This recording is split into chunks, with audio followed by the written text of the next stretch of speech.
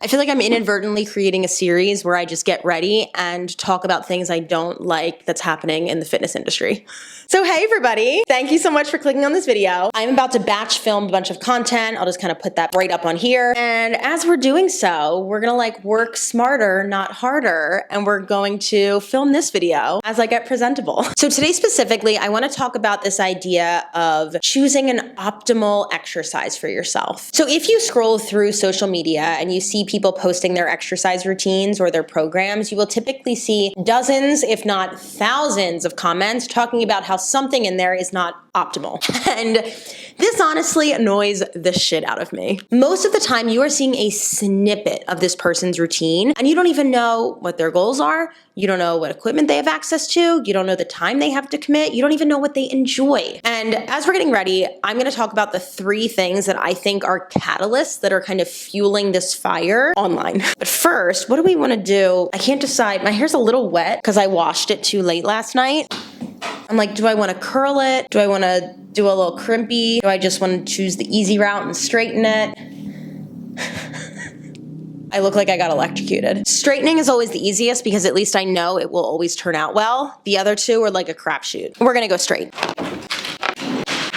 Okay, so the first thing that I think has added to this fuel has been fucking TikTok. Oh my God, I think that I have the biggest love-hate relationship with this app. I love it so much because it's so much fun. It's so funny. People are so creative. It also induces such anger and rage where I just want to delete the whole thing. It's very polarizing on all fronts. It's probably not healthy. And, besides the fact that people can just create anonymous accounts and people are much braver and typically meaner when they can hide behind a keyboard, you can kind of say that about any social media, right? YouTube, Instagram, online forums. So I don't think that's the reason. I think it's the fact that TikTok is short form content. So, even at its core, TikTok is showing you a tiny portion, right? It's showing you the snippet. It's showing you the best parts of someone's day. And it's just showing you one little piece of someone's exercise routine, if that's specifically what we want to talk about right here. And I know that people would be like, well, you can make 3-minute videos and you can sit down and talk about why you're doing things and you can make more explanation. It's like, well, you know what? Unfortunately, the algorithm's never going to push that and it's never going to end up on a For You page and no one will ever see it. Some of my content that has performed the best over there have been short, quippy remarks that unfortunately don't get my whole point across, but again, no one would see it otherwise. So in those situations, then I try and make a reply and explain a little bit more and blah, blah, blah. But it is it's freaking frustrating. I do think that that is part of the issue.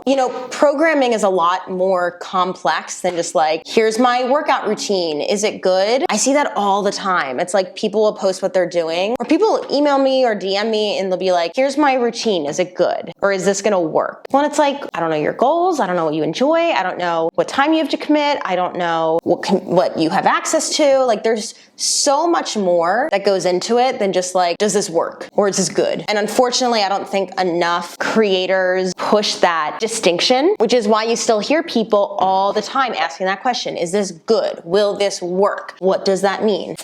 Now, I'm not saying that your exercise programming needs to be complicated, but we do need to get more specific than just, hey, is this good? Does this work? Because I don't know what that means. What does good and what does work mean? Okay, so the second catalyst is, I guess if we're sticking on TikTok, is the fact that there's a lot of bodybuilders over there. There's a lot of people that come from a bodybuilding background giving fitness advice, which I don't have an issue with. I think it's awesome because people like that are going to have a ton of knowledge on how to build muscle in the most effective way. They're gonna have a great understanding of body mechanics. They're gonna have a great understanding of programming and rep ranges and specific exercises at specific angles. But here's the thing, not everyone's a bodybuilder. So if you're not a bodybuilder, why would you train like a bodybuilder? You know what I'm saying? Unless you enjoy it, why would you do a 6-day split? Why would you only choose exercises meant for hypertrophy? Sure, kettlebell swings are not going to be optimal for glute growth, but are they an incredible power exercise that also happen to be a ton of fun? Yeah. You'll see someone post a workout online that's here's my glute focused workout, and it has kettlebell swings in it, and people will swoop in and be like, that's not optimal. You should only be doing hip thrusts and heavy deadlifts, and don't ever even think about squatting because it's quad dominant. My doorbell's ringing. Hi. Thank you so much. Have a good one. That was a new delivery guy. I didn't recognize him. He didn't know my name. All of my delivery guys know me and love me. I don't know why. People just love talking to me. Anyway, the point I'm trying to make with the bodybuilding community commenting on people's workout programs is that not everyone is working for hypertrophy with their glutes. Not everyone is working for max strength. There's a lot more than your glutes do than just grow. There's a lot more ways to use your glutes than just through really heavy hip extension. They should be able to stabilize your hips. They should be able to produce a lot of force and power, and you're not always gonna get that by just doing heavy hip thrusts and heavy deadlifts. There's nothing wrong with those things, but that's not the only things you should be doing if you are not just training for aesthetics and to be a bodybuilder. Okay, and then the other thing, I'm gonna get comfy for this one because I'm scared to talk about this one. This kind of goes in, like we're just kind of building off the TikTok thing, right? So TikTok, there's a lot of bodybuilders on TikTok, and then it comes down to a specific creator whom I do not blame this creator. I blame their following, because their following is batshit crazy. And I'm not gonna say who the creator is because I really don't want this getting back to him.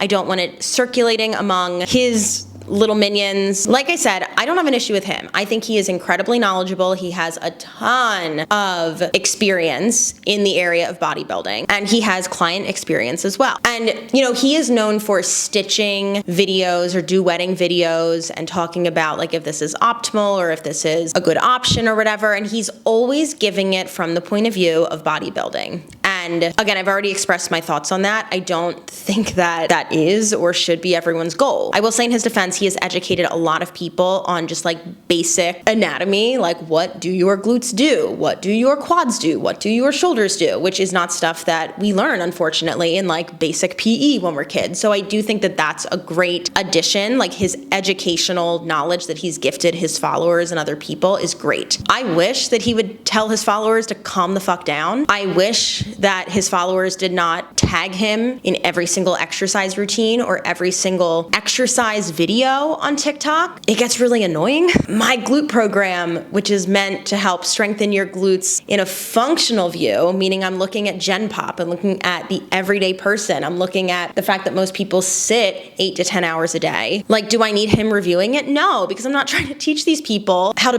build their glutes to compete in a competition. That's what he does. So I'm not poo-pooing on him. I am poo-pooing on his followers because they're insane. At the end of the day, I think that he could do more to help this whole issue because there's a lot of people, including myself, who are very knowledgeable and very educated, who are absolutely terrified to post anything on TikTok that's not just like me dancing to Hamilton because it's fun and happy, and if anyone thinks it's stupid and says something, well then they're mean. Whereas if I post a workout video, I get 1 million tags, and then he'll stitch the video and tell me that I don't know what I'm doing.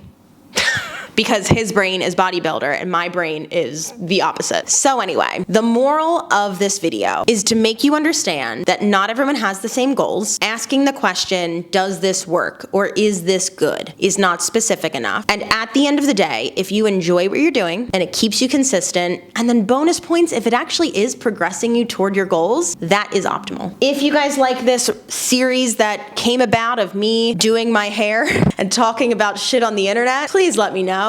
If you hate it, if I'm gonna be honest, I don't really care because this is making my life easier, so you can just not watch these. Make sure you hit that subscribe button and I will see you all in the next one.